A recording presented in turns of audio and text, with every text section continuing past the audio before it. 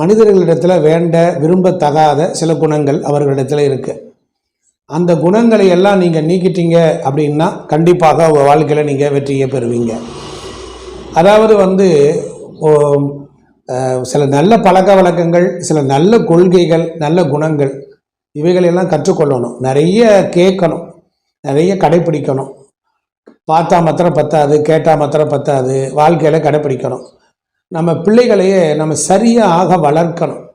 பிள்ளைகளை சரியாக வளர்க்கலைன்னா அதுகளுக்கு செல்லம் கொடுத்து கடைசியில் பார்த்திங்கன்னா அவங்க எல்லாருமே நல்ல பழம் தரக்கூடிய பூக்கிற மரமாக இல்லாமல் அவங்க ஒரு காலத்தில் முள்ளு செடியாக மாறிடுவாங்க. அந்த மாதிரிலாம் இருக்கக்கூடாது. அப்போ அவங்க வாழ்க்கையில் அவங்களுக்கு என்ன சொல்லி கொடுக்கலாம் அப்படின்னு பார்த்திங்கன்னா 3 வகை உறவுகள் அப்படிங்கிறத நான் இங்கே பதிவு பண்ணுறேன். அது என்ன 3 வகை உறவுகள்? அது உடன்பாட்டு சிந்தைகள், அதாவது உடன்பாட்டு, அது பாசிட்டிவ் அப்படின்னு சொல்லக்கூடியது. இதெல்லாம் மக்கள்கிட்ட இப்போ குறைஞ்சிக்கிட்டே வருது. எதிர்மறையான விஷயங்கள், நெகட்டிவான விஷயங்கள், அருவருக்கத்தக்க விஷயங்கள், பிறருடைய மானங்கள், அவமானங்கள், பிறருடைய செக்ஸு, பிறருடைய குறைகள், இவைகள் தான் மனிதனுக்கு ரொம்ப பிடிக்குது.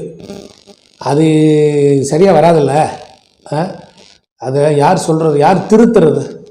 யாராவது ஒருத்தராவது திருத்தணும் இல்லையா? நான் திருத்த வரவில்லை, சொல்ல வருகிறேன், ஒரு கருத்தை சொல்ல வருகிறேன். ஏற்றுக்கிறவங்க ஏற்றுக்குங்க, ஏற்றுக்காதவங்க சற்று கடந்து போகலாம்.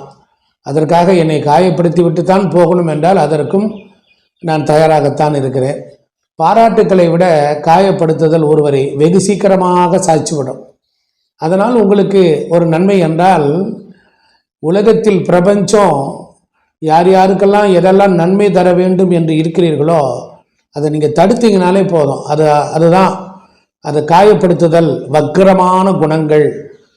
பிறர் நன்றாக பேர் புகழோடு நல்ல விஷயம் சொன்னால், சில பேர்கள் கெட்டவர்களாக இருந்து கெட்டு தொலைய வேண்டியவர்கள், அவர்கள் கூட திருந்தட்டுமே என்று பிரபஞ்சம் ஒரு சந்தர்ப்பம் கொடுக்கும். தண்ணீரில் ஒருத்தன் விழுந்துட்டான்னா தண்ணீர் தன்னோட வச்சுக்காது, உயிரோட்டமுள்ள விஷயத்தை தூக்கி வெளியே போடும்.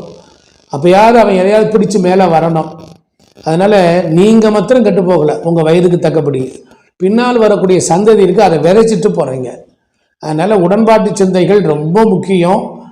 இந்த 3 வகை உறவுகள் இருக்குது. அது என்ன 3 வகை உறவுகள் அப்படின்னு நீங்கள் எடுத்துக்கிட்டிங்கன்னா, ஒன்று குறிச்சிக்கலாம், எல்லாருமே குறிச்சிக்கலாம். உங்கள் வீடுகளில் எழுதி போடலாம், ஏதோ ஒரு போட்டோவெல்லாம் போடுறீங்க, எழுதலாம்.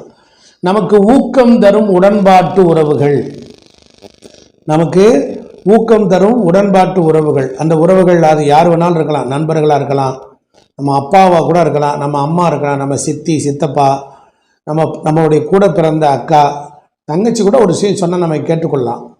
Positive energies which will always help us அப்படிங்கிறதா அதனுடைய ஆங்கில மொழி.